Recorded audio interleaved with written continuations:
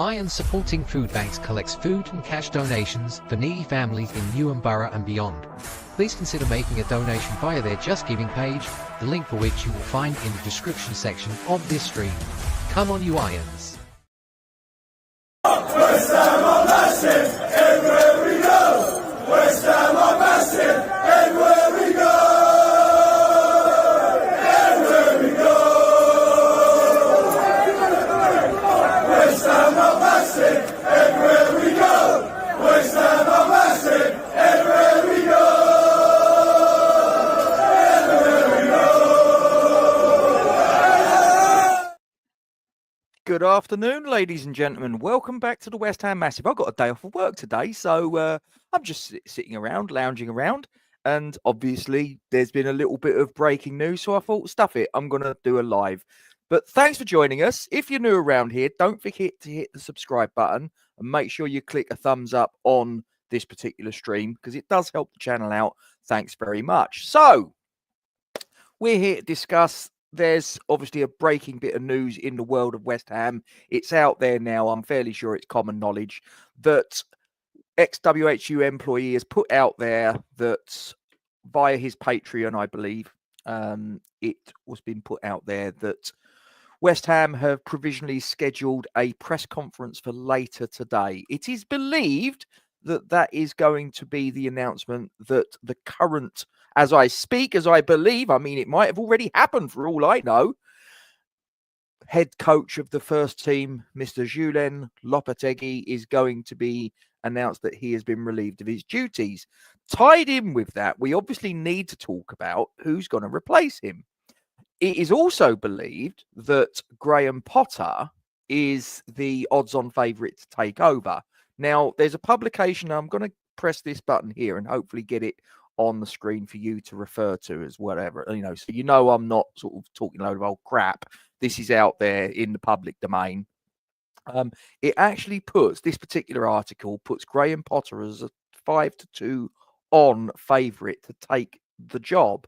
There are a couple of other people that are in this particular article, and what I'd like to do is sort of like go through them individually and just get your take on things. Now, I've actually also got a poll that's running on this particular stream. If you're not watching this on YouTube, pop across to YouTube, have a little look, have a vote. There's 4 names, but of course, there's a few people that are in the frame, but Graham Potter is the standout candidate as far as the odds are concerned. And it appears that the club have actually, by all accounts, there has been a conversation had. Now, ironically enough, he was actually on punditry duty.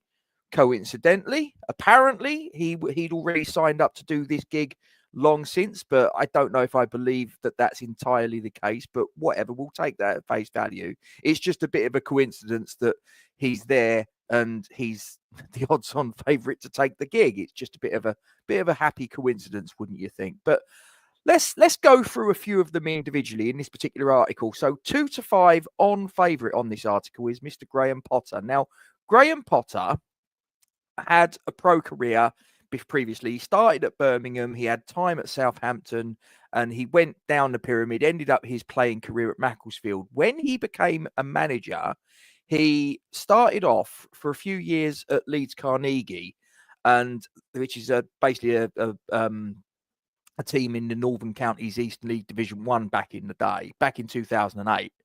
He then went abroad and he managed the Swedish team Östersund. Now, I'd never heard of Östersund, and to be honest with you, I didn't really sort of like have Graham Potter on my radar at that point in time as a sort of like a name until they beat Arsenal in a game in the, I can't remember, I think it was the Europa League.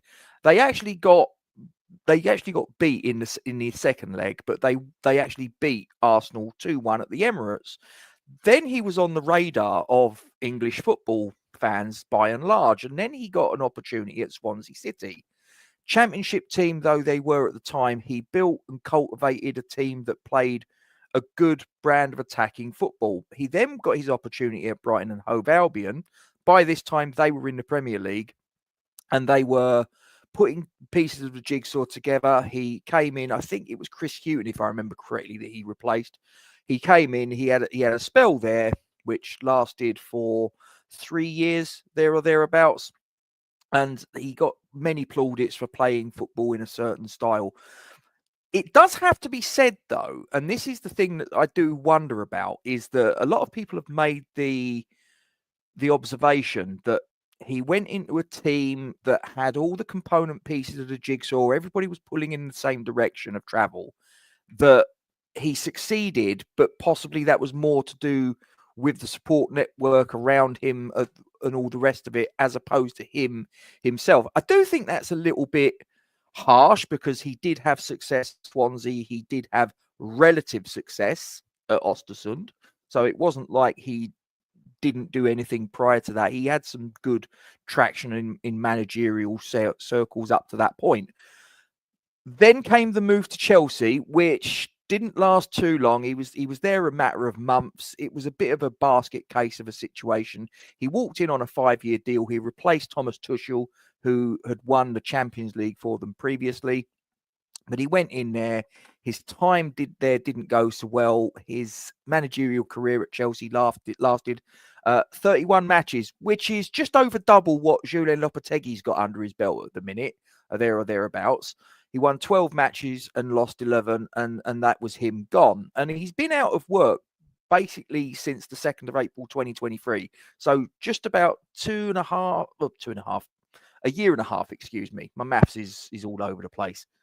But he's the heavy favourite. Now, I do wonder, is he going to be the one? I mean, he ticks a couple of boxes. Let's get inside the head of David Sullivan for a minute, because this is the guy that really, he's the kingmaker, isn't it? I know you've got Kretinsky, I know you've got Steichen, but let's not kid ourselves. The guy with the most amount of shares in the boardroom, the guy that when push comes to shove is ultimately going to be the one that is the one that wields the real power. It's David Sullivan. Whether we like it, whether we don't, it's David Sullivan. And he will tick a couple of boxes as far as David Sullivan's concerned, don't you? Well, number one, he's English. Number two, he has Premier League experience. And number three, he's out of a job, which means that he won't be shelling out for compensation. So I look at that and I go, right, he is the standout candidate for David Sullivan. Now, what you and I think, we might think that someone else is a standout candidate in our opinion. But as I say, you've got to get inside the head of David Sullivan. I know that's a really, really sort of bad thing to sort of put yourself in that position, but you do kind of have to sort of work with that and understand what David Sullivan's thought process will be to try and work out what the outcome will be if Julen Lopetegui is jettisoned, which we expect will happen today. In fact, it may even be that while I'm waffling on, he's already been handed his P45. But Graham Potter, I think, is the standout candidate in the mind of David Sullivan. And I do think that probably he will be the one that's announced to come in when, as we expect, Julen Lopetegui is relieved of his duties. Now, I found out a little bit earlier, and this was a little bit of a shame, actually, because obviously I understand that Julen Lopetegui's father is not very well and he's having to deal with that. And that can't be nice. And on a human level, I have to say, it's all bad timing. It really is. But the fact of the matter is that I don't know whether this has been an ongoing situation or whether it's something that's happened. But if it's something that's just happened, then it doesn't absolve Julen Lopetegui of what's gone before this. And what's gone before this, it seems to be, has been quite a lot of infighting in the dressing room. It looks like he's fallen out with Todibo. It looks like he's fallen out with Kudus. There's a possibility he's fallen out with Areola. All of these things, certain reports you're hearing, certain rumblings you're getting, where there's an awful lot of disharmony behind the scenes. Jared Bowen has apparently stepped in between the head coach and Todibo to separate them off. All these sort of stories. Apparently, he sent off Todibo to train with the under-21s. I mean, wow, quite incredible. But I think that he will go. I think it will probably be Graham Potter that will replace him. However, we probably ought to talk about a few of the other names that are in the frame. Now, in this article that I'm reading, the guy that's the second favourite at 7-2 odds is a guy that probably most people haven't really heard too much about, other than possibly they'll remember his time as the manager of Denmark in Euro 2020, when obviously we played them in the semi-final. and his name's Kasper Hjulmand. Now, Kasper Hjulmand, as I say, he managed Denmark, and he is obviously Danish. Now, his managerial career, I'll be honest with you, I sort of look at it and go, I'm not quite sure why he's the second favourite. I'm not quite sure why his odds are 7-2. I guess maybe because he'll be cheap. He'll probably be a bit of a yes man to David Sullivan. So again, probably makes sense. He's managed Denmark, as I say. He's managed Nordsjælland. I'm not being funny. I don't think that being a head coach at a team in the Danish Superliga is really comparable to coming into a bear pit like the Premier League, stepping into a team that is slipping and slipping ever closer to a relegation battle and plopping him in. I don't really think that those two things are comparable. He did have a spell in the Bundesliga. Now, the Bundesliga, I do think, is comparable to the Premier League to a certain extent. He had a period at the team Mainz. Now, that didn't go too well. He had 24 games in charge there. He lost 8 of them, drew 11. He won 5, 20.83% win percentage, and he was gone. And that was him done. So I don't look at him and go, I'd be terribly excited about that appointment. You know, as I say, I'd never heard of the geezer until he turned up in the Euros when we beat them in the semi-finals. Good achievement, though, that was for Denmark, perhaps to get to the semi-finals, and they were quite unlucky not to get to the final itself. But I'm just like, no, I don't understand why he's the 7-2 second favourite in this particular article. But then we come to the third favourite. Third favourite is a name that possibly some West Ham, probably a lot of West Ham fans will remember, because he used to ply his trade at London Stadium before that, Upton Park, with Slaven Bilic was his boss. He was the assistant manager, and that's Edin Terzic. Now, Edin Terzic, according to this article that I'm reading, is a 5-1 third favourite. Now, he is, although his name is sort of Yugoslavian, he's sort of got a Bosnian father, Croatian mother, but he was born in West Germany as it was then in 1982. And he's got Croatian citizenship, but his managerial career basically consists of one club. He managed them twice. He had a spell in Borussia Dortmund as their manager between 30th December 2020 and the 30th of June 2021. He had 32 games in charge. He won 20. He drew 4, lost 8 for a 62.5% win percentage. He then went away and then came back as the manager on the 23rd of May 2022. So just under a year later, he came in, and they had a point in time where the season 22-23, they were very close to getting the Bundesliga title until the last day. They lost out to Bayern Munich on goal difference. He then got them the following season, a 5th place finish, and got them into the Champions League final. But then they lost that to Real Madrid 2-0, and he left Borussia Dortmund. Apparently, it was by his own request, and he left them on the 13th of June 2024. In terms of his honours, as I say, he's got a Borussia Dortmund, a DFB Pokal, so like the equivalent of the FA Cup in season 2021. I guess probably the advantage he would have would be the fact that obviously him working for the club before, he'll know the fans, he'll know David Sullivan, he'll know Karen Brady. I don't know whether he may have had any sort of like involvement with anybody else that's still at the club. But yeah, I mean, that's something that possibly could be. I mean, I would probably make him more likely than Kasper Hjulmand myself. As I say, this article puts him as the third favourite.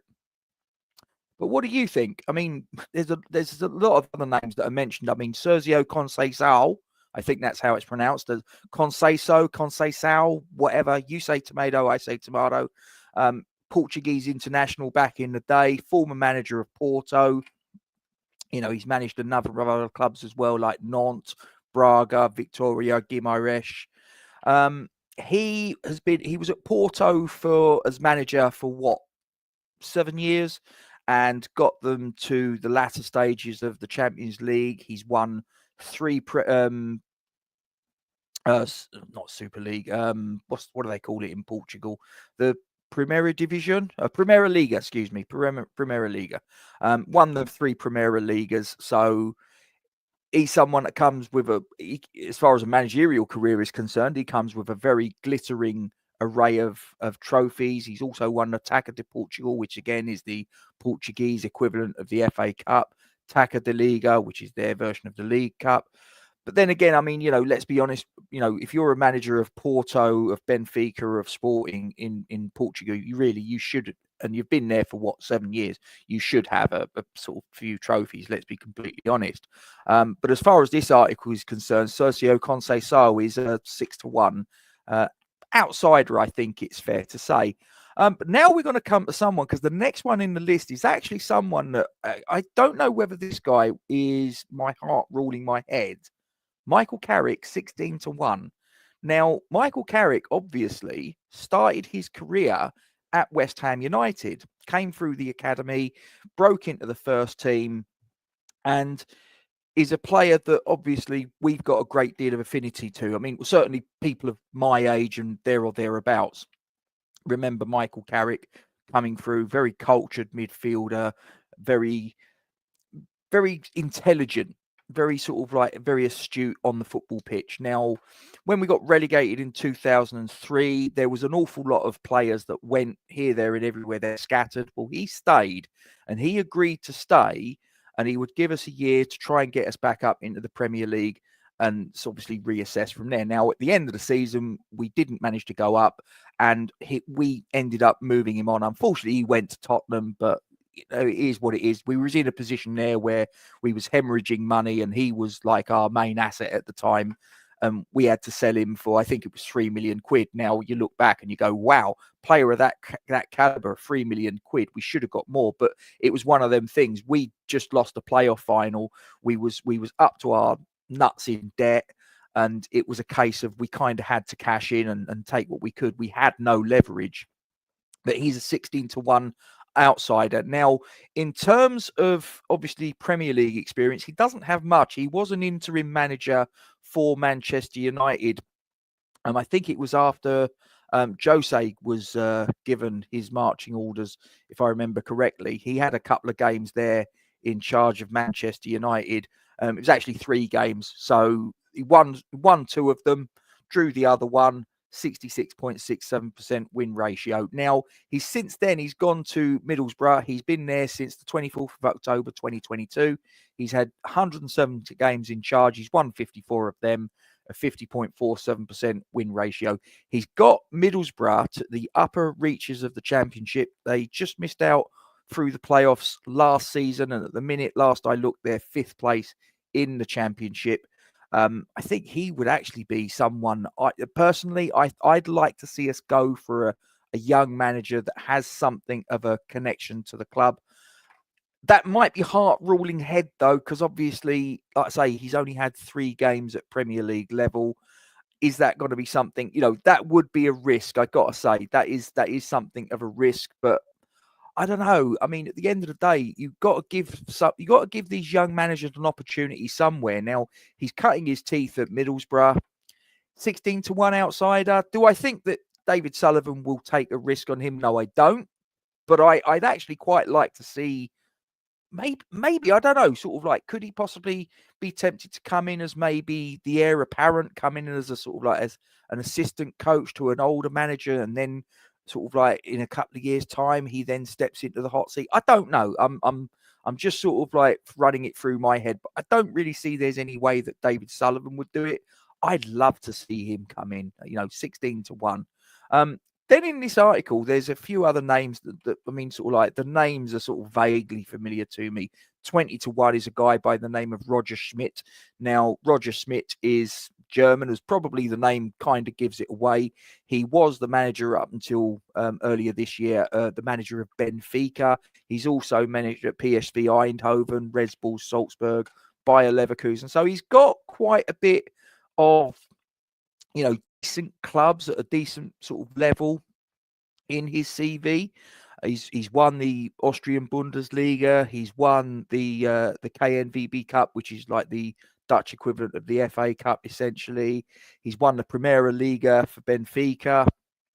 So he's got a lot of experience. He's got a lot of trophies that he's been successful in. I'm not quite convinced though that this is the right guy. You know, it's not really a name that inspires me. 57 years of age. Is he sort of like, should we be appointing someone maybe a little bit younger, a little bit more progressive, which probably would rule out the next guy on the list in fairness, because he's a little bit older. 25-1 odds for Maurizio Sarri. Now, Maurizio Sarri, the name will probably ring a bell with you guys. He's the former manager of Chelsea. He won the Europa League with them. He's also won another trophy that he's won was Serie A, which he won with Napoli. Juventus. He was at Napoli as well.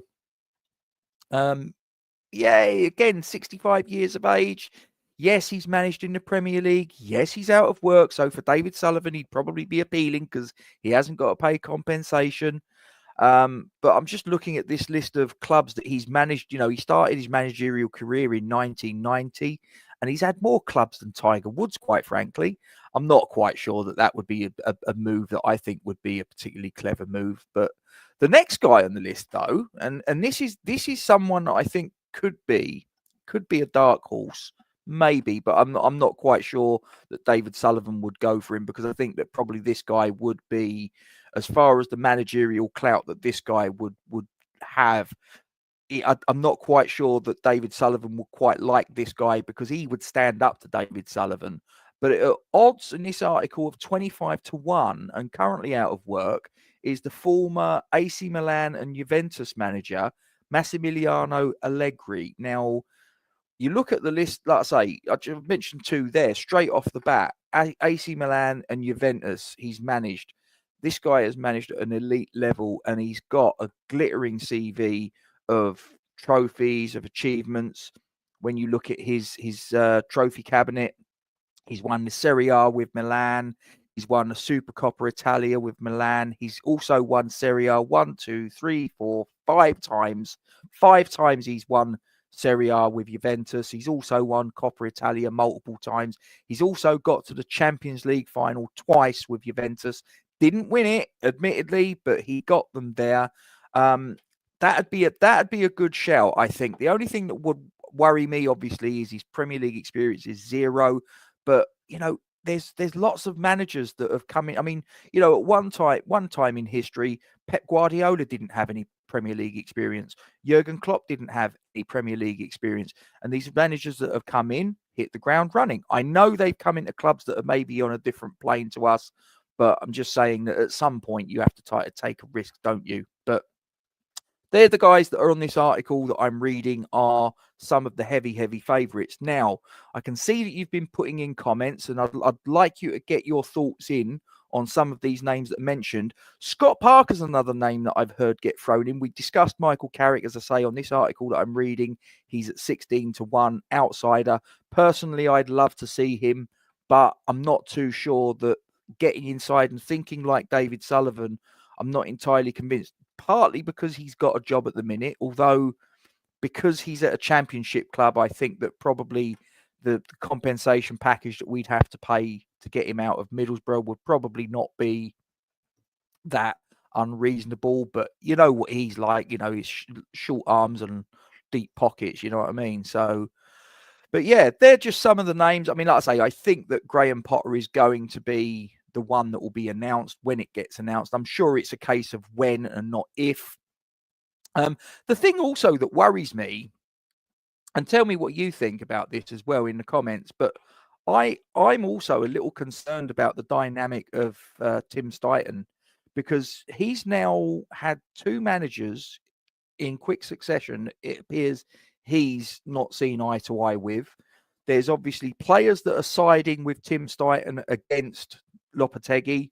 Todibo, I think, is the obvious one. Kudus is another one that I sort of think has probably come on a Team Stuyton. You know, Tim Stuyton, is he going to have any involvement in getting this the manager in? Because by all accounts, he told David Sullivan, don't appoint this guy. And obviously, David Sullivan ignored him and he went and got him. Now, is he going to have more of an involvement this time? Is he going to be listened to? And if he's not going to be listened to, then quite frankly, what's the point of having a director of football such as Tim Stuyton, or technical director, sporting director, whatever his term is? I don't know, but I always get muddled up with that one. But what's the point? You know, I sit here and I do go, he's fallen out with two guys. I'm not quite sure whether he gets listened to anyway.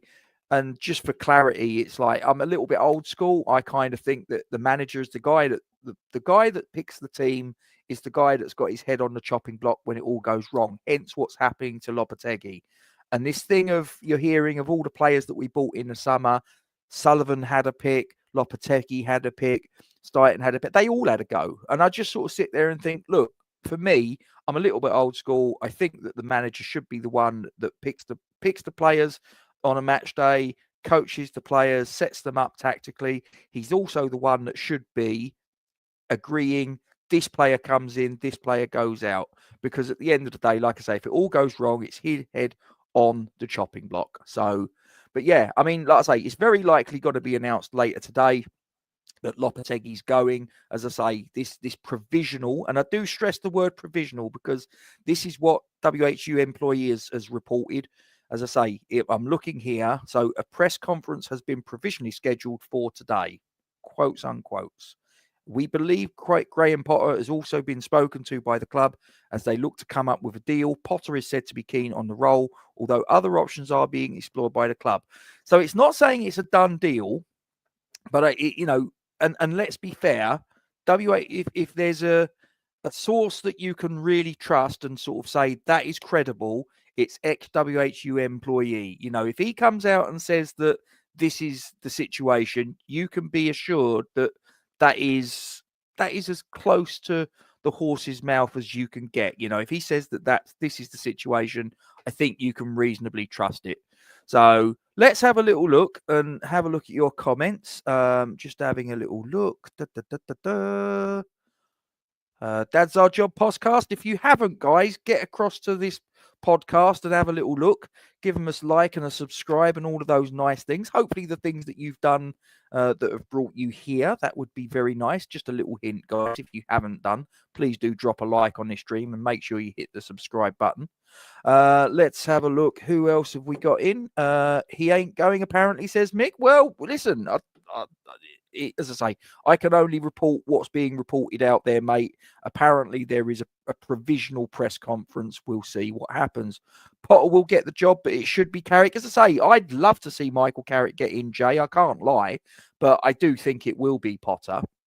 Mick, hope you're well. Conversations with the board. Loppy has managed to convince them he will turn it around. I don't really think that he's got it in him, mate. I mean, like I say, there's this situation with his dad as well that I think, and that's really unfortunate. And on a human level, I feel for him. I seriously do. You know, family matters get in the way. But yeah, I mean, unfortunately, there's no sentiment in business, and football is business, whether you like it or not.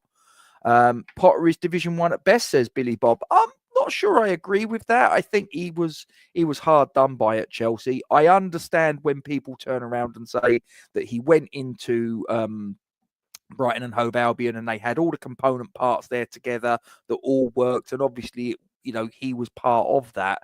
And was it all down to him? Possibly not. But I think to turn around and say he's Division 1 at best, I think that's a little bit harsh. But you're entitled to your opinion, mate. I'm not saying, you know, you're wrong. I'm just saying I disagree with it. It's not a problem. We'll go out for a beer still, won't we, mate? So, and thanks for caressing the like button. If all you guys that are watching live, or indeed if you watch this after the fact, if you could do that as well, I'd be very, very grateful. Steve, hope you are well. Is Potter a manager or a head coach?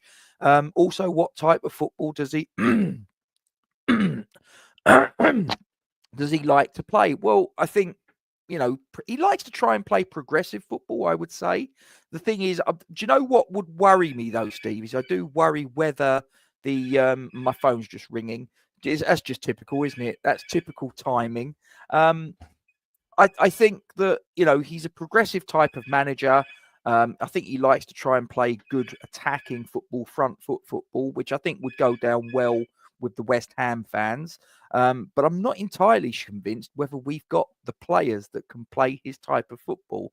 But we'll wait and see, Carrick is being heavily linked. How you doing, Ken? Hope you are well. I'd love that, mate. I would absolutely love that. I think that would be a good move. Roberto De Zerbi, he was a name that was mentioned a little while ago. I heard a very strong rumor that we was looking at him because apparently it all gone a little bit tits up at Marseille. And I think that he'd be a good shout. But again, same as Potter, you do sort of say, well, how much of his success at Brighton was down to him and how much of it was just down to the fact that they had all the component pieces there and he couldn't fail, sort of thing. I don't know. I'm playing devil's advocate. William, hope you're well. He needs to go, he says. He hasn't got a clue. Players playing out of position. Hasn't got a clue. He wasn't the right man from the start. Do you know what? And that's the thing, William, is that although I accepted that David Moyes had to go, it was one of those where when he came in, I was like, and I always knew that there was a lot of people that were sort of like had this starry-eyed sort of view that he was going to be like Pep Guardiola 2.0. And I was like, he's not that guy. He absolutely isn't. He'll play more. He'll have more possession. He'll set his teams up to have more possession than David Moyes did. So that's that box tick. But it's then a question of, well, what does he do with it? And what we've seen he does with it is there's an awful lot of sideways and backwards passing. And there's not actually, and I think it was Johan Cruyff that turned around and said, possession without penetration is pointless. You need to penetrate. Anyway, Sullivan is a professional clown. You are correctly. I absolutely 100% agree. Hulman managed Kudus at Nordsjælland. Okay, I did not know that. Appreciate that. As I say, I know that he managed Nordsjælland, and I didn't put the two and two together there, but okay, I wonder if that might be part of it. I don't know whether that sort of, because obviously Kudus and Stuyton, I understand, are quite close. So I don't know whether Kudus has maybe had a hand in that, and that's possibly why he's been linked. Xavi, you know what? We don't tend to do well with managers from Spain or from like Spanish type Hispanic countries. I mean, if you look at Pellegrini, you now look at Lopetegui, Xavi, I think we probably leave that alone. Maybe not. Bring Noble and Nolan in for the interim. Take time to get the right man. You might be onto something there, William. I mean, could Noble and Nolan between them do any worse than Lopetegui's managed to do in the first 14 Premier League games and 2 games in the League Cup? So 16 games in competition he's had. And I've not been terribly impressed, to be honest. A lot of the games, I mean, if you look at even the games we've won, I'm not even too sure I've been impressed with any of them, with the possible exception of Ipswich at home and Newcastle away. The rest of the matches that we've won, Manchester United, I thought we was quite fortunate. Crystal Palace, I thought we was quite fortunate. Bournemouth in the Cup, I thought we was quite fortunate. So even the games that we've won, I'm sort of sitting here and thinking that it could have gone another way. Terzic is a Dortmund fan. Can't see him having the same impact at West Ham despite the connection. I think you might be right. And I've also heard a whisper that he's apparently put it out there. He's let it be known that he wouldn't be interested in the West Ham job. Peter, hope you're well. I admit Floppy has to go, but there are several players who need to go too. Yeah, but, are they players that he brought in? But then again, we're not too sure who brought who in a lot of the time, is it? Sullivan had Somerville and Fulkrug was brought in by Tim Stuyton and Lopetegui's brought in Kilman. Kilman's a concern as well. And I'm going to say this. Now, I am a fan, if I'm being truthful, of Max Kilman, but his form has seriously bottomed out. And I'm now sort of sitting here and I'm thinking, because we tried to play a high line against Leicester. Now, I didn't do a review of Leicester simply because of time factors and all the rest of it. I just didn't have the time and to be honest, probably partly the inclination as well to do the match review of the Leicester game. So I'll sort of say it now. We battered Leicester. We absolutely battered Leicester. apart from in the final third. We didn't make enough in the final third, and very, very unfortunate. I just thought we was really, really wasteful, and that was probably the bit where I sort of sit there and go, he's probably got to go, because if we have that level of dominance against the team that, and okay, they were the home team, but let's have it right. In the main, they're a collection of players that are probably championship level, and if they were Premier League level at one point, such as Jamie Vardy, he's what, 37 now? He's the other side of the hill and dropping rapidly, and he made our defenders look stupid. But the thing is that the point is that I'm trying to make is that the one player that I think actually, if he wanted to play a high line, we could have kept Aguirre, in my opinion, and he's having an absolutely storming season in La Liga with Sociedad. Now it looks like Real Madrid are interested in him, for Christ's sakes. So I sort of sit there and go, one of his key attributes was recovery pace, right? Recovery pace was his main attribute. I remember I was actually at St. James's Park 2 seasons ago when we drew 1-1, and he made a sensational recovery challenge. I can't remember who it was. It might have been Callum Wilson.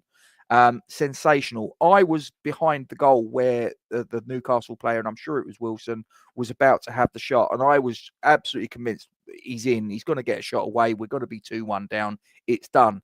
And he came out of nowhere, made a brilliant recovery challenge. It was absolutely sensational. He would have been absolutely perfect in that lineup on Monday night, I believe. Playing a high line, his recovery pace would have been an absolute gold star asset. And instead we had Kilman and Mavropanos. Now, like I say, I like Kilman, but I do think that I straight away thought that 40 million was way too much in the summer. And I'm now sort of thinking about it and thinking, well, if we didn't spend the 40 million on Kilman and say we'd have kept Aguirre and he was playing in the game against Leicester, possibly things would have been different. But we'd have had an extra 40 million quid to possibly spend on a striker like John Duran. I'm just saying. So anyway, I had to get that off my chest. Potter was available in the summer, didn't get the job, so he wasn't good enough then. He isn't good enough now. It's a cheapskate appointment to stay up. Season is over after 14 games. Do you know what? I don't know what the circumstances were behind why it went to Lopetegui and not Potter, because you're right, he was available in the summer. So, Epic. No, listen. It's not my fault if he doesn't get sacked. I'm just reporting that there is a provisional press conference in. It's very likely that he will go. And even if he doesn't get sacked today, Epic, let's be completely honest. I think that we're all agreed that it's now a matter of time. So whether it's announced today, whether it's announced tomorrow, I think is a bit of a moot point. I think we're all agreed that whatever the sort of like the situation around it, this can't carry on. He's got to go. I wish it was another way. I wish that he would have been successful. But the problem is that I just think that, I mean, I don't know about you guys. Do you watch him on the press conferences? I've given up. I can't understand him. I cannot understand him. His English, his accent is too strong. I don't know what it is, but I struggle to understand a word that comes out of his mouth. Now, I'm pretty sure that I'm not alone. I'm pretty sure there's a lot of you that think the same. There's probably people in the changing rooms that are sitting there going, I've got no idea what he wants me to do. I don't understand him. Conceição seems to be the favourite, says Michael. The chat with the board will go, board, will we beat Wolves? Floppy, I will set the team up to win. Board, okay, you have 2 more games, says Peter. I don't think so. I think he's gone.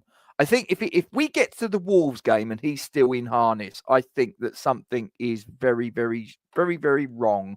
Gaz, hope you're well. Hope you are good as gold. Ray, surely it's Tim's pick this time. I think that it has to be Ray. I think for me, if it's going to be all on Sullivan, and it probably will, but I think if it's not going to be Tim Stighton's pick, and obviously Tim Stighton didn't pick Lopetegui, if you believe what's put out there. I think that in all honesty, what's the point of having Tim Stuyton? If I was Tim Stuyton and you didn't listen to me the last time, you don't listen to me this time, I think I'd go, there's no fucking point of me being here, quite frankly. Gaz says Pep did have experience also. Do you mean didn't? You mean Premier League Pep Guardiola? I'm not too sure what you mean there, mate, but come back to me, let me know. Board, he needs to go. Sullivan, we had 31 shots at Leicester. We are doing well. No, we're not. All that about the XG, all that about the possession, all that about shots on target. Do you know what? It's completely irrelevant. It's about the score.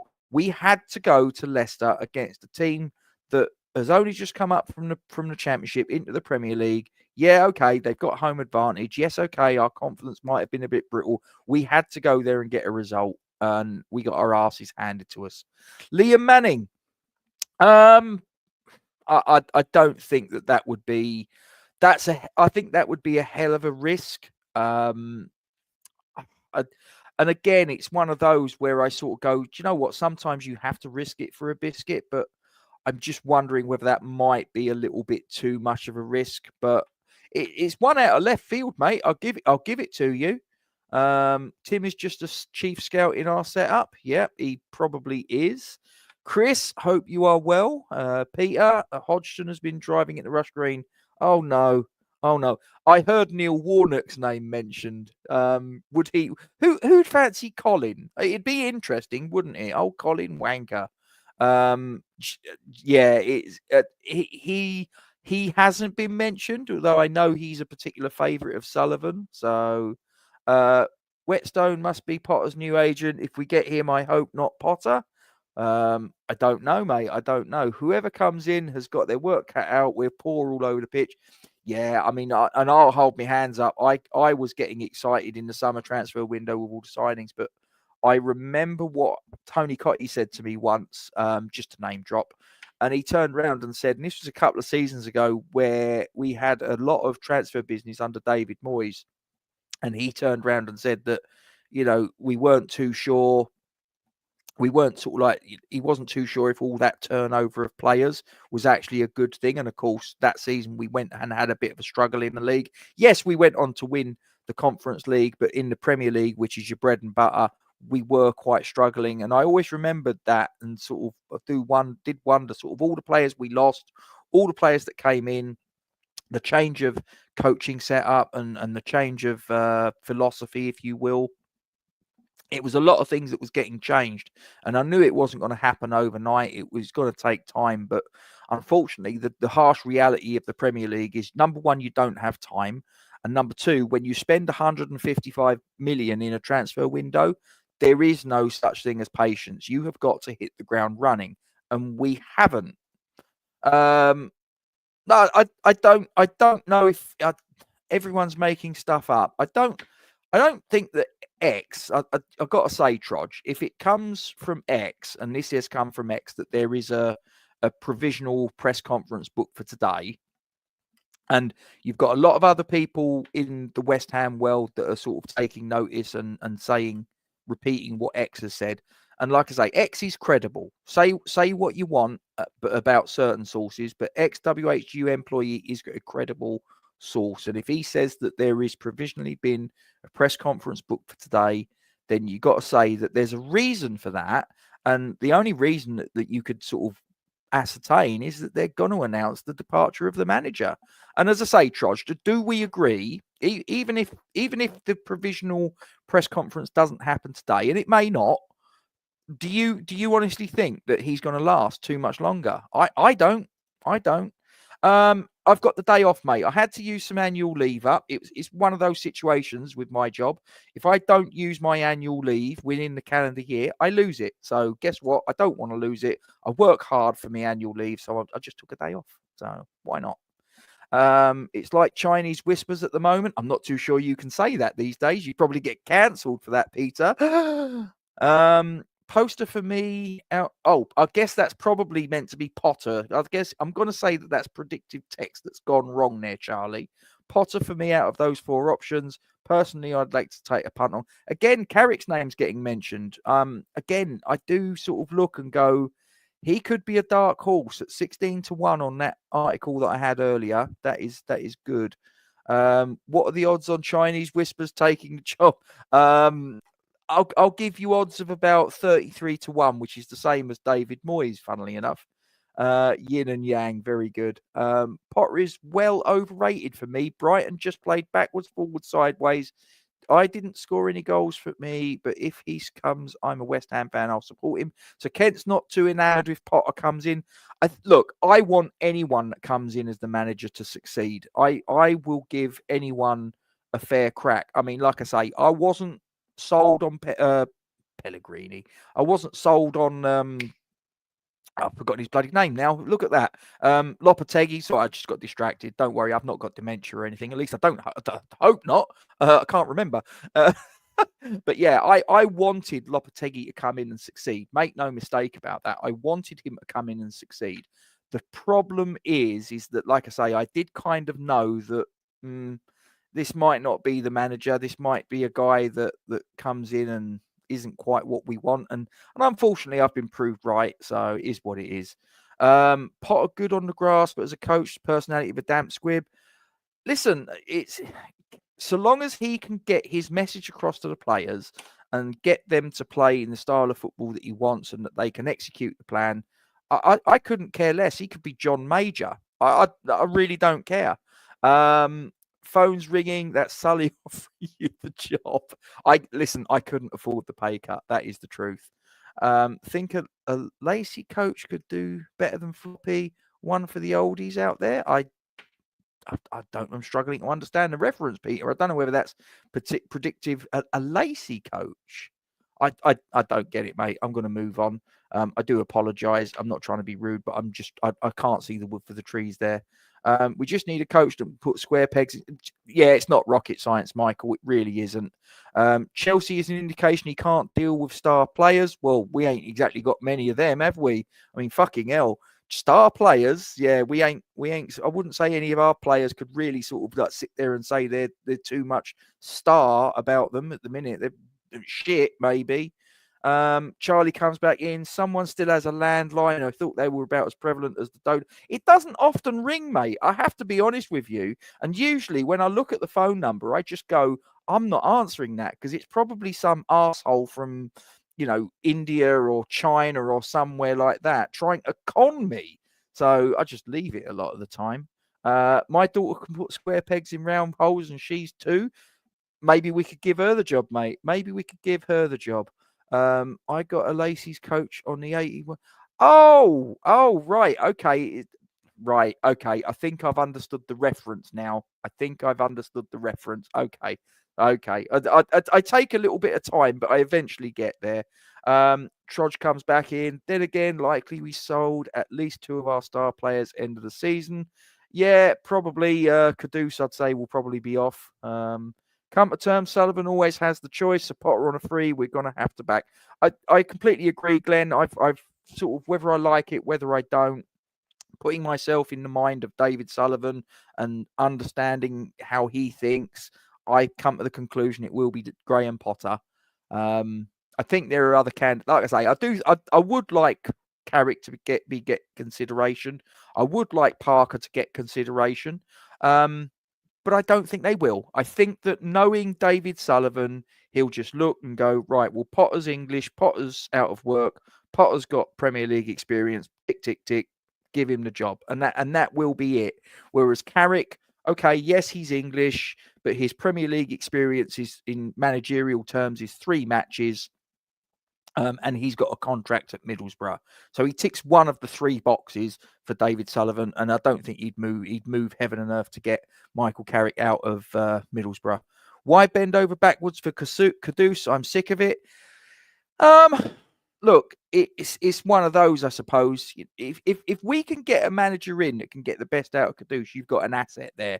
I think that it's probably just a personality clash between Kudus and Lopetegui, in the same way that Todibo, in the same way that it looks like Areola, who's disappeared for no apparent reason.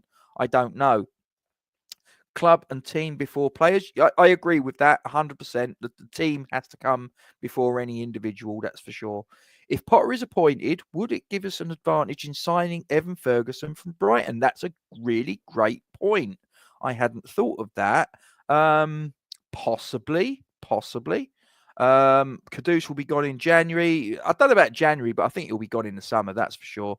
Revolving door players in and out in January. Again, not too sure it will happen in January. I think it will probably be, we'll move certain players on. It will probably be that the new manager coming in will probably get told that there's only a limited budget and any other movement that he wants to do will probably have to come off of the back of sales that you get. So there probably will be a little bit of moving sort of in and out, maybe more than normal, more than would have been the case if Lopetegui had succeeded and stayed in. But I don't know.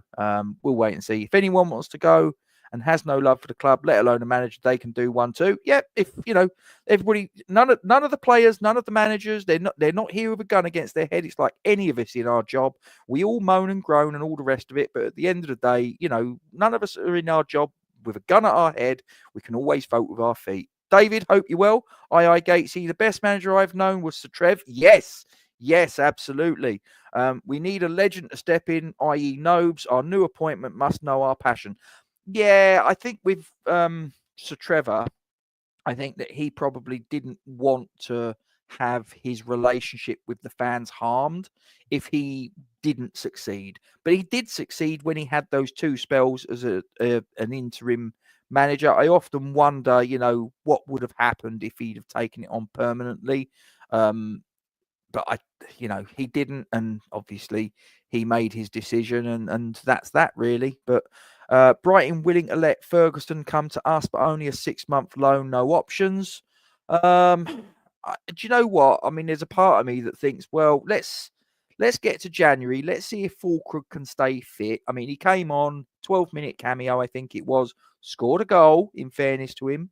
And I know there's been this thing, and my brother made a good point. And when we did, I think it was the Arsenal preview about Fulkrug, and I turned around and said about, he's not happy, blah blah blah, and he made the point. He said, well, don't forget he's been injured, so he probably is unhappy simply because of that.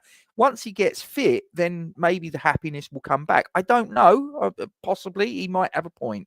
Danny, hope you're well. If we can get who we really want right now, I wouldn't mind a Nolan Noble combo, double team. If they can get Ferguson playing ball and scoring goals, it protects their valuation for a big offer to sell. With their scouting setup, they probably already have his replacement lined up. Yes, you're probably right. Knowing them, they're a club that do their due diligence. Isn't that funny? And look where they are in the table. Held to ransom as Sully only cares about a pound note. I think there's probably other things he cares about, but I'm probably not allowed to say. But you can join the dots on that one, Trodge, I'm sure, as can everybody else.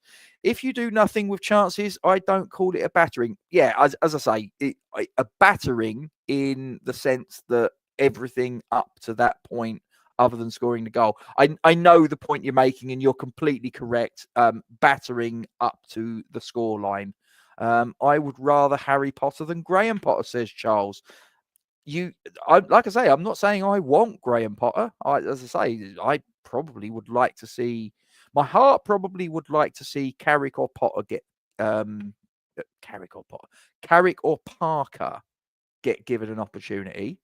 My head probably says I'd actually like to see Max Allegri, if I'm being honest.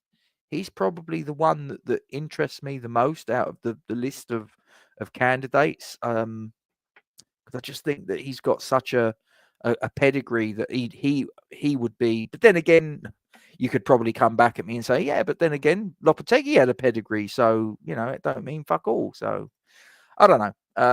Don't want a legend in caretaker role. What if it all goes? Tim's ruining them. Okay, yeah, fair enough, Michael.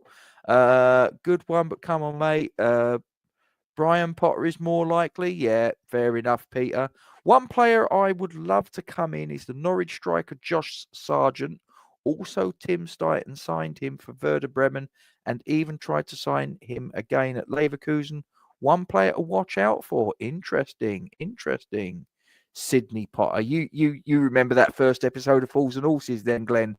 It's Sydney Potter. It's Poitier. Jeffrey, hope you're well. Some players have been underperforming, sure. I'm honestly not sure we've seen their full potential. Again, it's the Premier League, mate. There's no such thing as patience. Potter from Please, Sir. I'm too young to remember that, Peter. Harry Potter, more chance of his magic wand. Main thing this season is to stay up. Isn't that really the kick in the nuts? Isn't that really the kick in the nuts? You know, we had 3 seasons of European football, in the second of which we managed to win a European trophy, our first in 43 years. We get to this summer just gone. We spend 150 million quid. We get a former manager of Spain, a former manager of Real Madrid, a former Europa League winner in the door, who's starts this merry-go-round of players coming in, going out, and all the rest of it. And we're all sitting here, myself included, going, isn't everything wonderful?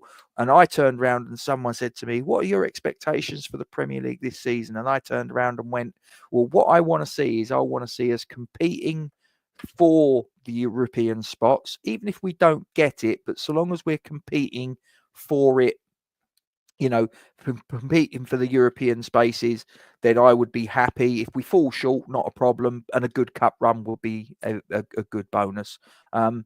Mate, at the minute, I turned around to someone yesterday. Actually, I'm going to do a little bit of a shout out to Ian Morgan of E13 Events, who may or may not be watching this. I don't know if he ever sort of watches any of my nonsense.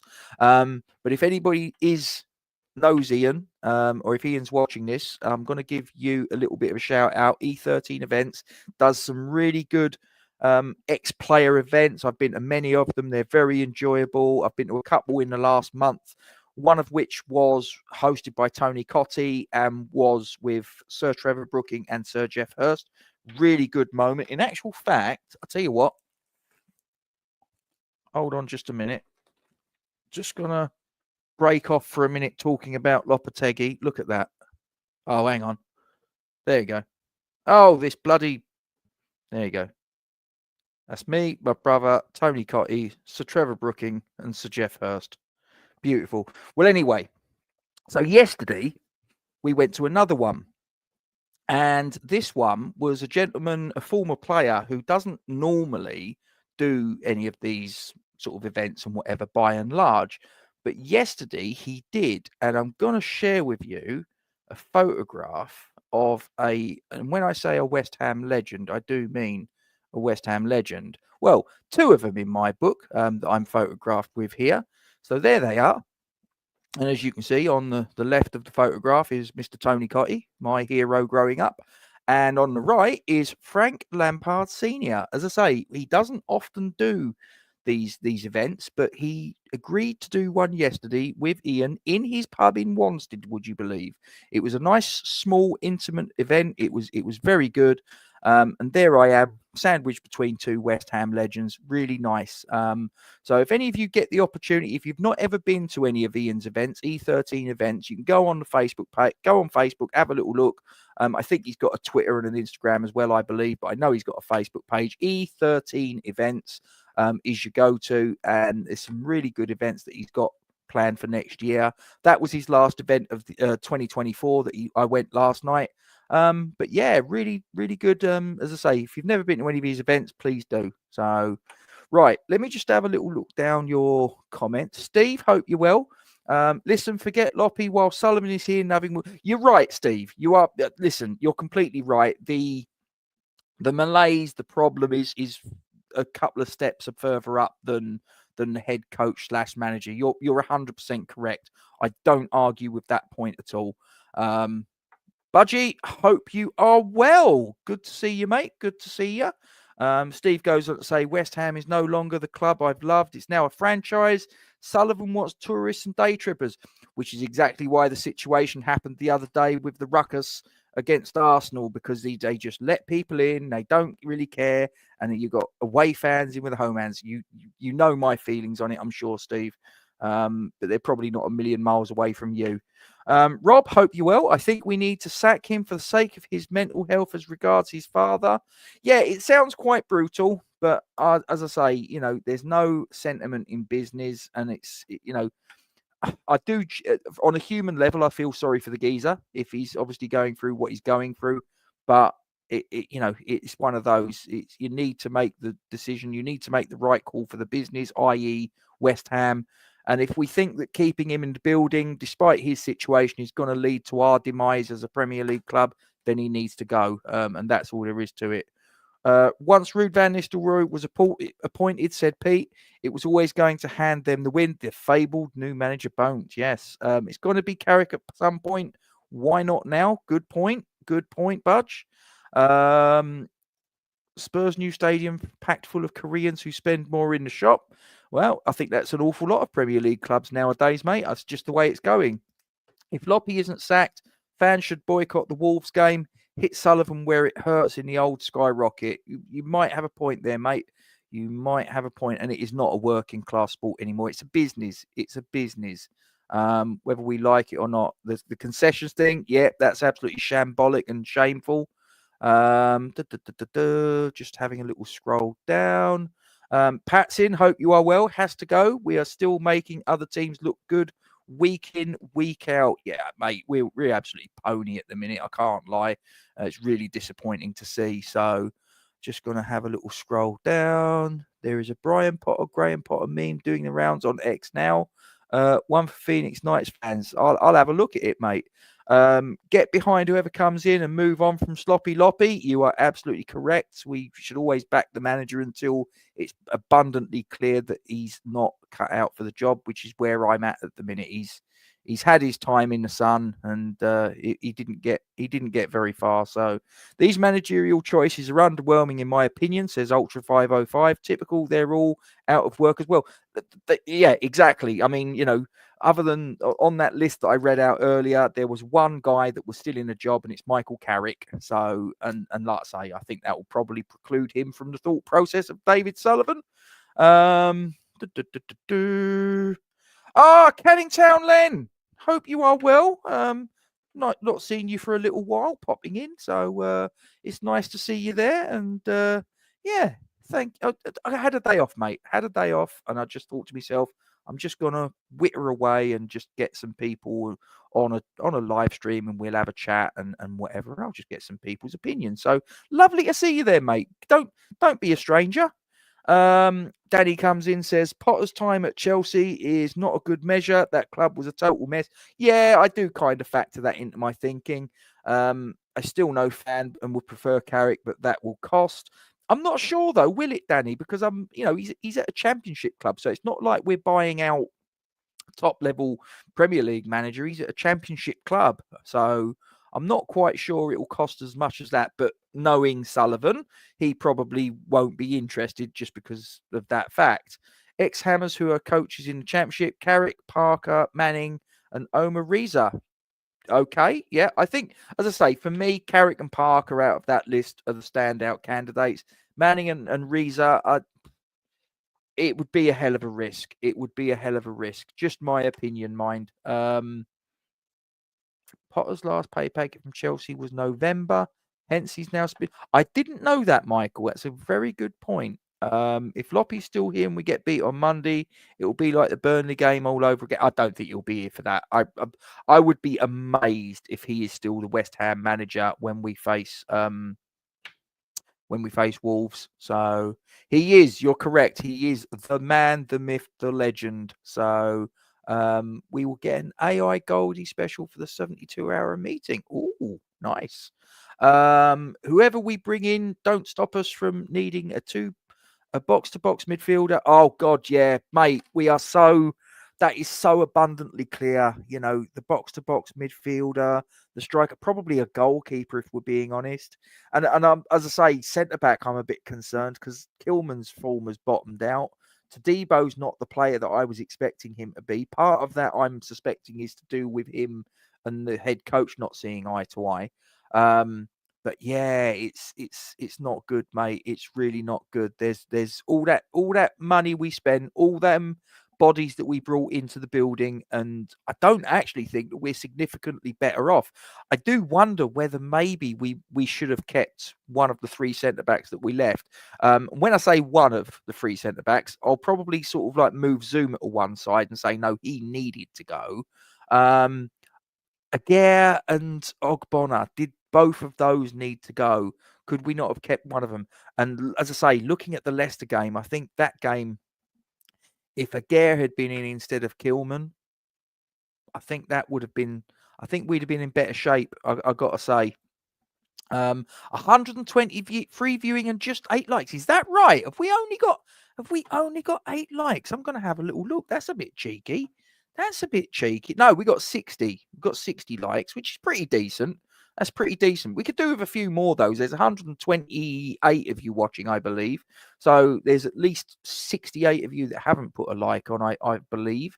So if you could, I'd very much appreciate it if you could just drop a like on this stream, because believe it or not, it helps. It moves the algorithm in the right direction and gets us to places that otherwise might not even know we even exist. When Kudus finally goes, use the money for a creative midfielder and a proper striker. Yeah, like I say, we need to do some business. I mean, as Ket's just referenced there, box-to-box midfielder is a must for me. Bowen needs to be in the box for corners. Yeah, I've never understood why you have a main goal scorers taking corners. Ben made a good point. What, my brother? He never makes good points. No, he does. Go for it. I let it wash all over me at the moment. Yeah, listen, that's the best way, mate. Just sort of like go with the flow. If Loppy stays in January, Alvarez will be off. Todibo will go at the end of the season. Possibly. Mick says he just wants a manager he can actually understand. I've given up long ago, mate. I can't lie. I just listen to him for a sort of like 30 seconds, and then I'm like, I can't understand a word that he's saying. I really can't. Do we recall James Ward-Prowse in January? I don't know. Is there a clause that we can activate in January? Yeah, possibly. I don't know. Does it? It may well be that there's no clause for that, but not sure we can talk about what Sully likes on YouTube. Might end up on the end of a lawyer's letter. That's exactly why I'm not getting involved with that. As I say, I'll just let people join the dots. Can we get a Zippy, please? What about Zippy turning down all the candidates of... Oh God, he wants Zippy. So, oh God, so I don't know. So I'm not a fan of Lopetegui. I'd like to see Michael Carrick get a go. There you go. Right. Okay. All those people that are watching now that weren't expecting that and didn't know that that was even a thing that I could sort of conjure up, and now sitting there going, "What the fuck am I watching?" Thanks for that.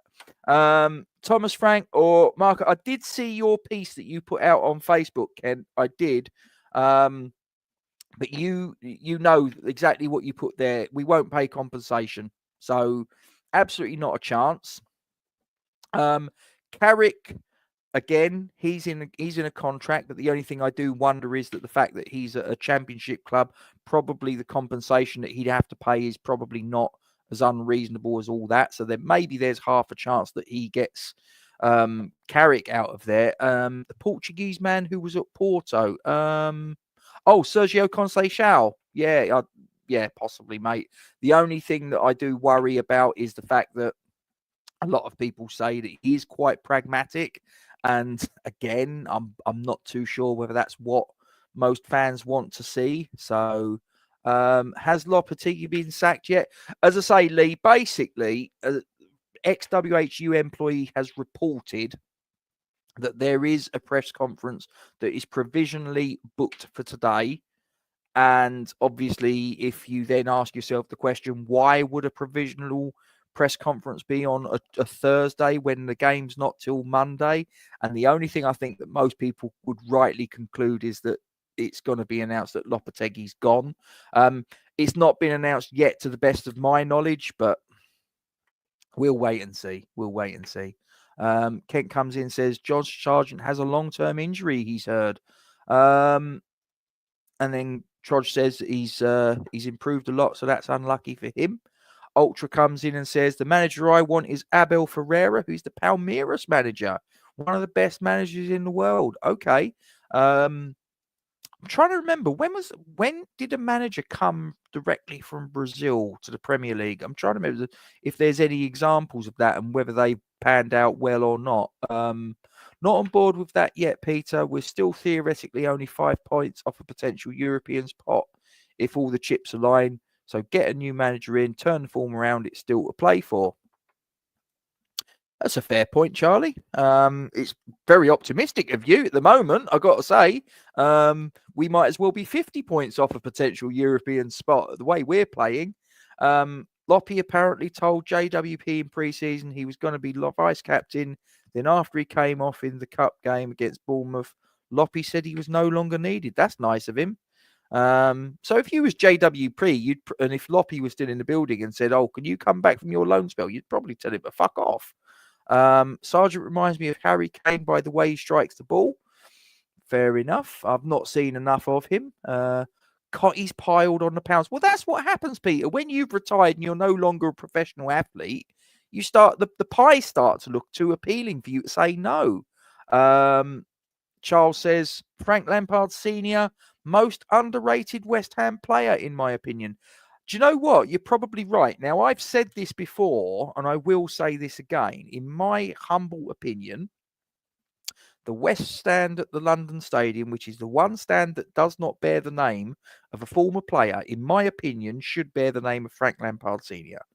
Here's the reasons why. Okay. So, number one, he came through the academy, homegrown player, local boy, supported the club as a boy. Went on to play in 2 FA Cup finals, which he won, right?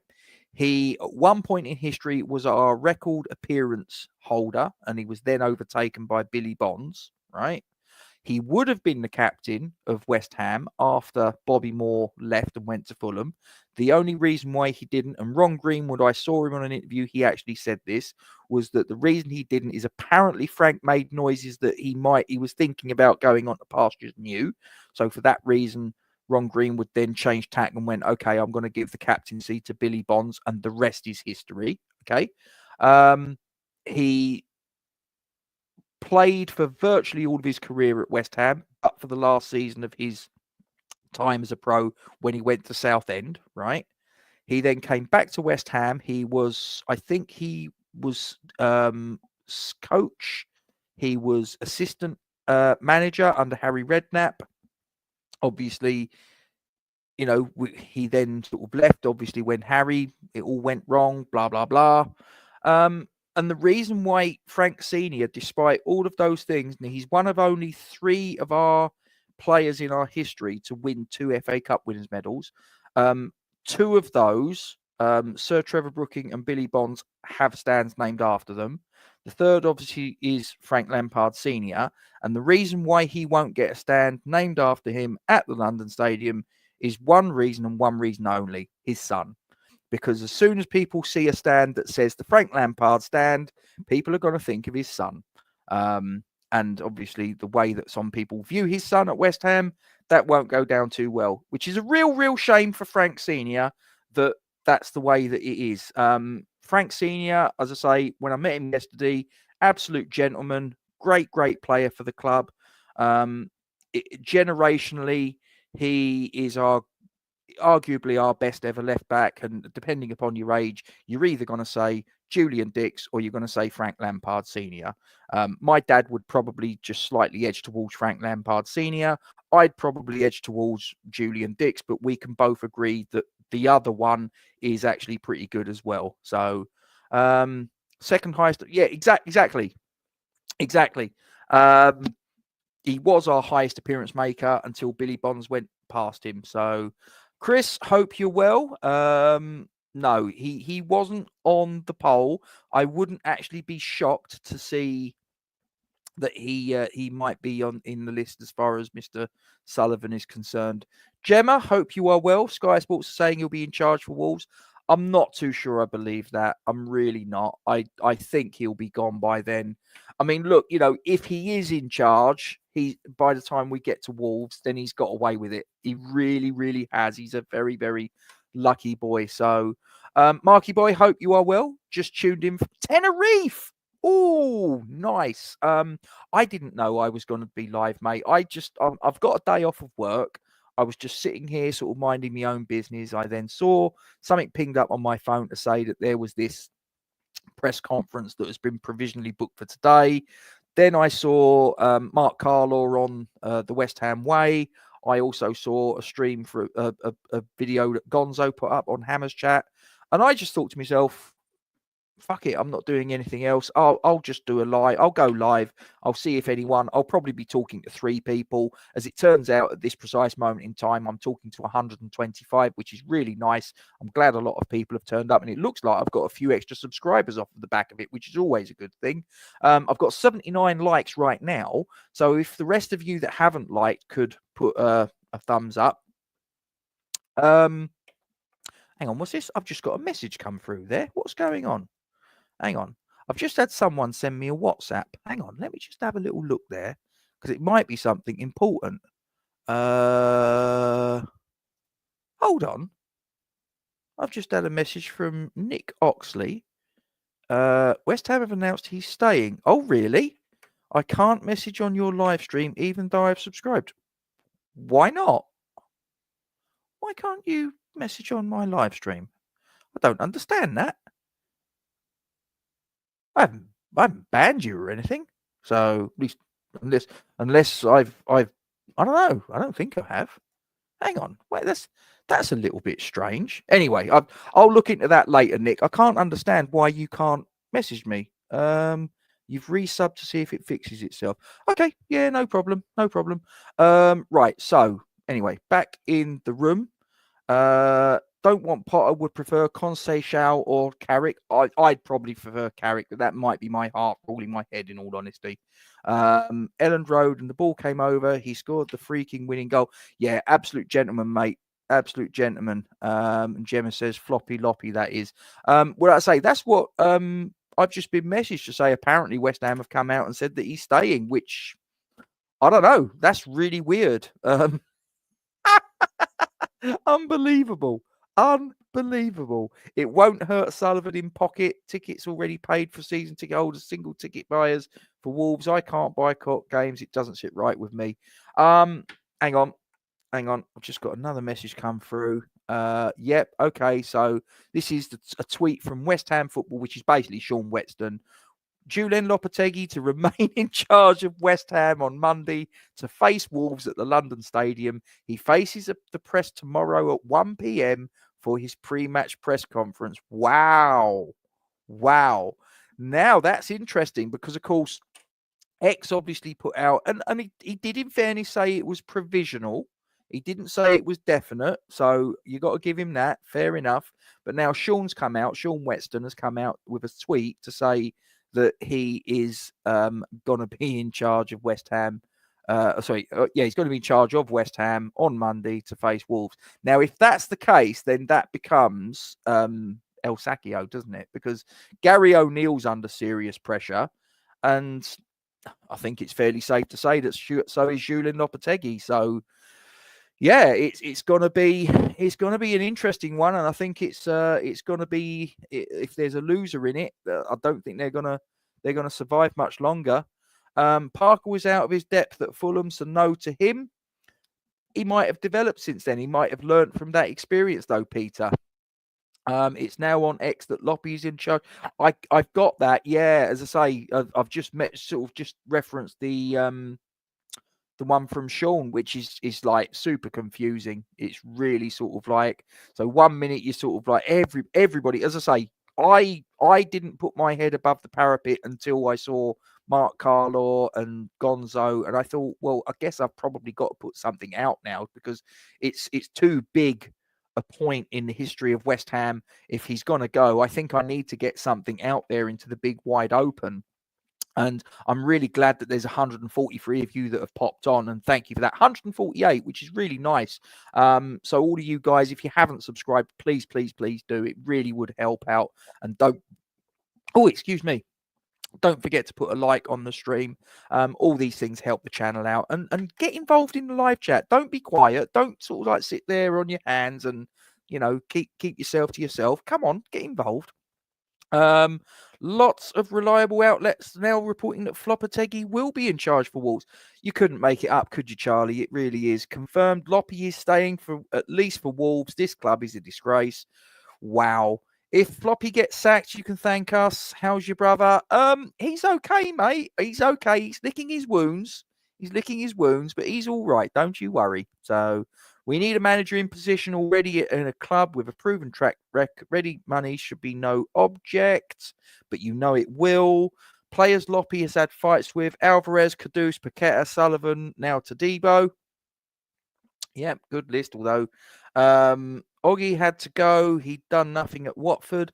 I'm just thinking maybe not from a playing point of view, maybe sort of like keep him around the club in a coaching capacity as sort of like, you know, so that he's obviously someone that knows the club, he knows the history, he knows the fans, he knows the expectations.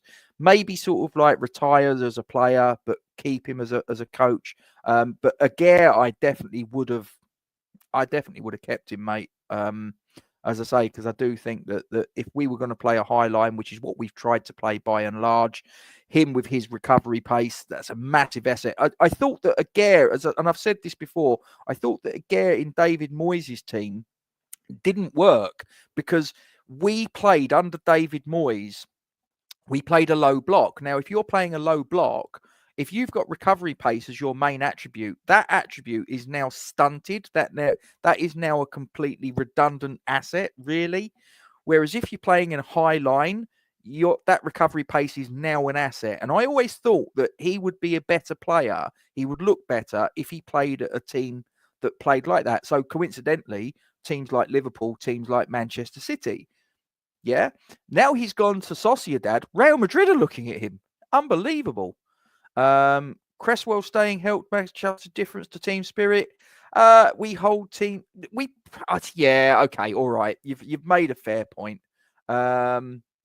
Still just posted board have bottled it. He's probably right. In fact, there's no probably about it. They have. I think probably. I'm going to say this. I'm thinking out loud here. Is it the situation with his dad that they've thought that we can't pull the trigger on him. We can't pull the trigger on him because it will look optically horrendous. He's in charge of the Wolves game. Yep, we've got that, Ian. It's quite unbelievable, really, isn't it? I don't understand. As I say, there was that report from X that said that there was a provisional press conference booked for today, which straight away has made everybody come to the conclusion it was going to be announced that he's off. And now we're getting this. Wow. So Sergio Conceição, for me, more successful manager than Amorim. Second most successful manager in the Liga Portugal behind Jesus. Might well be a shout. Reports coming out from Sky Sports. Yep. We're getting a lot of people that are saying he's staying. It's yeah, it looks like that's a done deal for the Wolves game, which is really, really frustrating. Steve, hope you are well. You liked the Zippy impression, obviously. So Lopetegui in charge of West Ham's next fixture. This club is a disgrace. You're not wrong, but are you absolutely surprised? Because I'll tell you what, Gemma, with regret, I'm not surprised in the slightest. Sullivan used his veto again. Loppy stays. That's an away win on Monday. Now, I think the only thing is though that they're probably in equally bad form as. In fact, they're probably in worse form in some respects. If Loppy stays, which it looks like he is, we've got to boycott the Wolves game. Enough's enough. Can't wait till Rob gets down to all these messages about him staying for a live reaction. I'll get there eventually, mate. We could end up being the next Birmingham, and of course, that was the previous club of a certain Mr. Sullivan. Plus, everyone must boycott a pint when they see him. Yeah, I at least shake his hand and say hello to him. He's always off busy doing other things, so I never get a chance to offer him a pint. Frank is shy, so doesn't get all the attention he should. He is, yes. He's a very private person, and you have to respect that. But he doesn't often do those bits and pieces. Yep. Set to stay. Lopetegui set to stay. He's definitely staying. Everyone good source has now confirmed. Ridiculous way to run a club. We're a disgrace. GSB out. Bonzo favourite hammer for me. No one's ever come close. Message Gatesy your username. Hey, what? Hey, what's going on? Hold on. Hold on. Wait. James, hope you well. Hope you are well. And there was absolutely no need for you to do that. You're a naughty boy. Don't do that again. Save your money. It's coming up to Christmas. But I do appreciate it. So Lopetegui is here for the Wolves game. Just come out of X. Sullivan is the problem here, and he never. Mate, you're absolutely right. It's an absolute shit show. He's on mute. Who's on mute? Hang on, I'm lost. I've probably I don't understand that. Who's on mute? Message Gatesy your username. I'm lost. I'm probably being completely non sort of intelligent or whatever. Yep, Darren. Yep, we've it's the Are you going on Monday? I am. Well, at least I was planning to. West Ham sitting on their hands again. It was ever thus, Mark. It was ever thus. Don't be surprised. We've had a few of those, haven't we? I remember we had in fact, I said Frank Lampard, and it was his son, Frank Jr. I'm sure we played against Everton and Moyes versus Lampard, and Moyes managed to pull a rabbit out of the hat. He faces the press tomorrow, 1 p.m. for a pre-match press conference when everybody will be watching and no one will have a fucking clue what he's just said. Where he said, "We need to work hard." Yeah. It'll be the usual old crap, won't it? Should have gone after the Forest game. Yeah, he probably should have done, mate. I don't think there's any argument about that for me. Don't like paying out one more game win and lose one more game. He's staying for the Wolves match. Yep, I got that, William. Thank you. Appreciate it. Brady gave Loppy a laptop so he couldn't leave. Yep, staying for the Wolves game. Working now. Oh, well done, Nick. Well done. Loppy out. I don't know what happened there. That was a bit of a strange one. I don't think Derek's happy about that. What a surprise. We're not sacking him. More like he can't get a manager of his bracket, Sullivan's choice, before the weekend. What a mess. It will soon be done at West Ham at this rate. It's two fingers to the fans. You're not wrong. Dawson been having a nightmare past few games. He will destroy our centre-backs, though. 2 own goals, wasn't it? Hang on. Wait. James, no, James, please don't. Please stop. No, you don't need to do that, mate. As I say, greatly appreciate it, but it's completely unnecessary. You don't need to do that. As I say, you've got Christmas coming up. You've got family. You've got presents to buy. Don't do it, mate. Please. Thank you, though. I do appreciate it. I'll soon be done with West Ham at this rate. It's 2 fingers to the fans. I've already had that one up. Hang on. Where was I? Sullivan's waiting to sell up at the right time to go with Cardiff, who he supports. We all know that. Jennifer, hope you're well. They have bottled it. We're going to suffer. You're not wrong. Marky boy, what a shambles we are. How unlucky for O'Neill to possibly lose his job in the month he's nominated for Manager of the Month. There you go. It's maybe he'd be an option, because I think he's been sold down the river at Wolves. I've got to say, I think he's a good manager.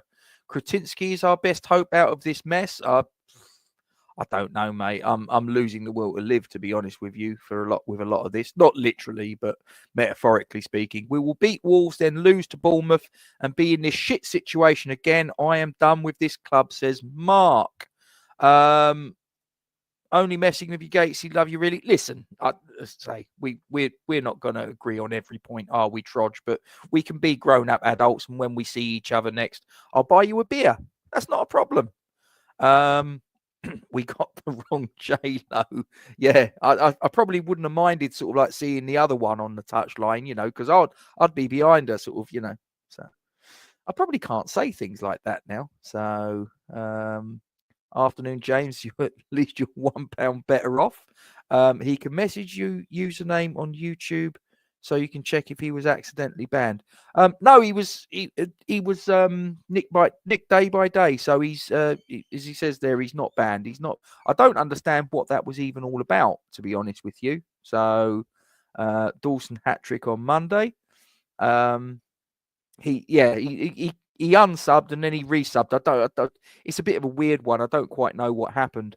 People saying boycott the game. I've heard a few people mentioning that. Yes, absolutely.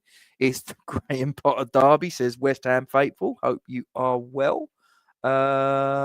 Richard, hope you're good. It would be so West Ham to beat Wolves convincingly and then get smashed by Bournemouth. Well, you know it's coming, don't you, Richard? You know it's coming.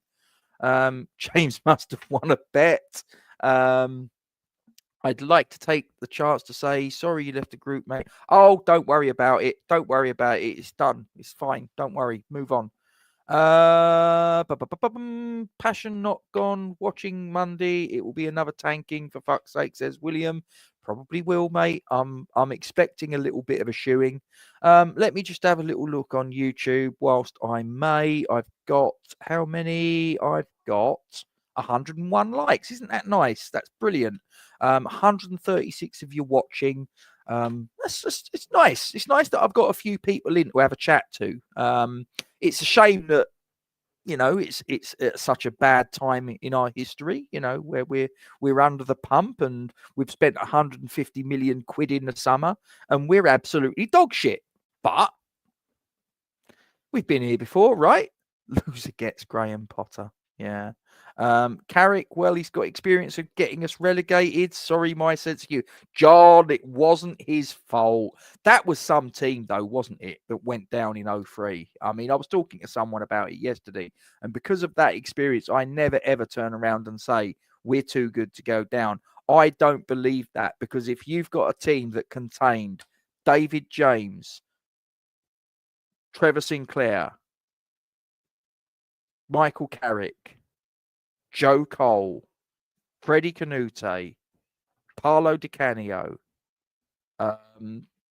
anyone else, sort of Jermaine Defoe, all those players, and you just go, that team went down, and it went down on 42 points, which is a record amount for a team in a 38-game Premier League season. And not only that, we drew the last game of the season 2-2 away at St Andrews. If we'd have won that, we'd have had 44 points and we'd have still gone down on goal difference.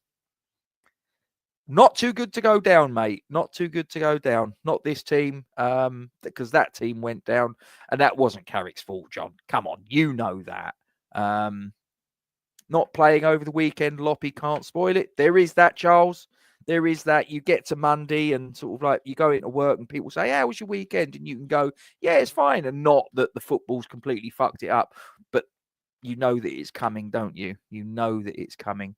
Lopetegui staying still Monday indicates to me that West Ham are waiting for Abel Ferreira. The Brazilian league finished on the 8th of December. Oh, really? Enters last year on deal, so buy would be a lot less than Carrick. Interesting. I'll have to look more into this guy's name. In fact, I'm going to do that right now, because this is not a name that I'm overly familiar with. I've got to be completely honest with you.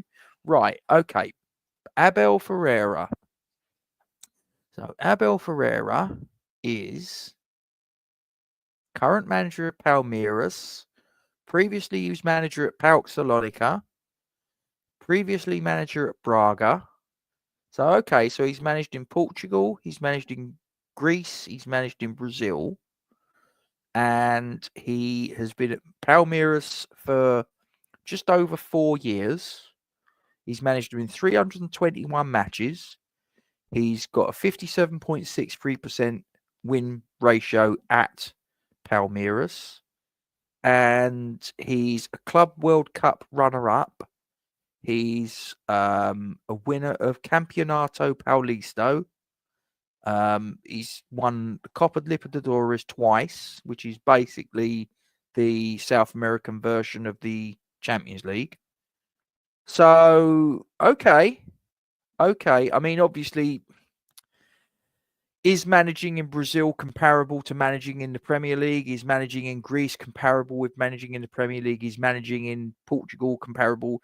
Probably not, but it's one of those where, he needs to be given an opportunity at some point. He's 45 years of age, so he's relatively young for a manager, although very experienced because he's been in management since 2011. So, okay, interesting. Again, not a name that was on that list, but a name that I'm now looking at and going, okay.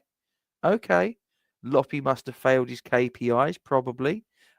His quality gates, his serial win. I'm just looking there. I'm just looking on Wikipedia. Yeah, it looks looks decent, looks half decent, but it's will he take the chance? I'm talking about Sullivan, probably not. We'll talk about. I will do a preview for the Wolves game. I'm sure I will. I know I didn't do a review, and I apologise to anyone that was let down because we didn't do the Leicester review. But my situation at work didn't allow me time to sort of do that or anything like that. So it is what it is. Just having a look here. Yeah, someone else has just sent me a message. So no, that's fine. Loppy can spoil this weekend by still being the manager. That's a fair point, Mike. I hadn't sort of thought about that. Also, bearing in mind we're buying Brazilians and constantly buying from the Brazilian league. Yeah, I do wonder whether playing and managing, though, they're different skill sets. So Nick says he hopes Abel speaks better English than Floppy. I don't think that's difficult, mate. I think probably my Brazilian is probably about as good as Lopetegui's English, to be quite honest with you. And my Brazilian is non-existent. So that kind of tells you what you're dealing with. So anyway, I'm probably going to knock it on the head because I've got a cold cup of tea here. Do you know what? I had this made for me by my son before I even hit go live. And that was an hour and a half just over ago, 1 hour 36. And it's now stone cold. That is poor, but never mind. About Will still. Yeah, do you know what? That's a name that hasn't really cropped up, William. His name hasn't cropped up. Obviously, it was mentioned when we were sort of talking about Moyes getting kicked down the Kermit, and his name hasn't really been mentioned. So I don't know the reason why he's all of a sudden the interest has cooled in Mr. Still. He's still doing a decent job. If Julen Lopetegui doesn't leave today or tomorrow, which apparently, Paul, he's not. Apparently, he will be in charge for the Wolves game. But West Ham players will have, they are, 4 West Ham players will have, they are JCB for, I think the predictive text is cut in there. I'm guessing will leave. I think that's supposed to be John Clare Tadibo, Kudus, Fulkrug, Alvarez will leave West Ham in January. You're probably right, Paul. You're probably right. Cold tea to represent Loppy staying is good imagery. Yeah, thanks for that. Has Will still done his UEFA? No, I think he's done it now, Nick. I'm sure he's done his. Let me have a look. I'm sure he has done it. I really am. I know that there was a point in time when the team he was at, which was Stade Rem, he's now at Lens, and he's with that bird Emma Saunders from Sky Sports, isn't he? Hang on, I am sure. I'm sure he's done it. It doesn't say here, but I'm convinced that he has now got his coaching badges. I am pretty convinced of that. But I mean, he's doing all right at Lens. I mean, bear in mind they're not one of the heavy hitters, but he's been there for 15 games, won 6, drew 5, lost 4. Previous to that, he was at Stade Rem, 65 matches, won 25, drew 19, lost 21. So he's doing all right. Bear in mind that they're not, neither of those teams I've just quoted are heavy hitters in the French Ligue 1. So, it's not like he's at Paris Saint-Germain, Monaco, or Marseille. Will still left Stade Rem after Lopetegui was appointed. He was linked with Sunderland, but ended up taking over at Lens, currently 7th. Yep, just looking there. Will still has a contract to 2027, same as Carrick at Middlesbrough. Yeah. So he probably won't be on David Sullivan's radar, will he? Let's be honest about it. It'll be like, oh, he's in a contract, is he? Well, that means that I'll have to buy him out and I'll have to pay compensation, and I ain't doing that. So, yeah, bollocks to that. So, right, 108 likes, 126 watching right now. I'm going to end this because, as I say, I was pretty convinced and I wanted to get your take on some of the managers' names that were mentioned right at the beginning. Obviously, we've done that. It's now been announced, apparently, that West Ham are going to keep Julen Lopetegui until the game on Monday night. He's really drinking in the last chance saloon now. I don't even think a draw's enough. I don't think a draw would be enough, even if we were sort of like hitting the post, goalkeepers making saves, and we come off and we've played. I think he's got to go. I don't think he can survive, can he? He has done them, I think, according to Sky. I think you're right. I'm sure I heard he'd done the badges. Northampton Town fan, how you doing, Luke? Hope you are well. So yeah, right. I'm going to disappear. So please don't forget, if you haven't already done it, hit subscribe if you're new around here, and if you are new around here, thanks for coming. Really do appreciate it. Maybe give this channel a share on your social media platforms. Don't forget to drop the like on, because that really does help the channel out. It moves the content out into other places that maybe otherwise wouldn't get. So I'm going to disappear and I'm going to sit down and watch a bit of Sky Sports and just, I might even take the dog for a walk. As I say, got a day off, so whatever. So anyway, I'm going to disappear. Thanks for joining us. Come on, you Irons. Please don't forget to give your support to the Iron Supporting Food Banks charity. We'll see you next time. Iron Supporting Food Banks collects food and cash donations for needy families in Newham Borough and beyond. Please consider making a donation via their Just Giving page, the link for which you will find in the description section of this stream. Come on, you Irons. West Ham are massive.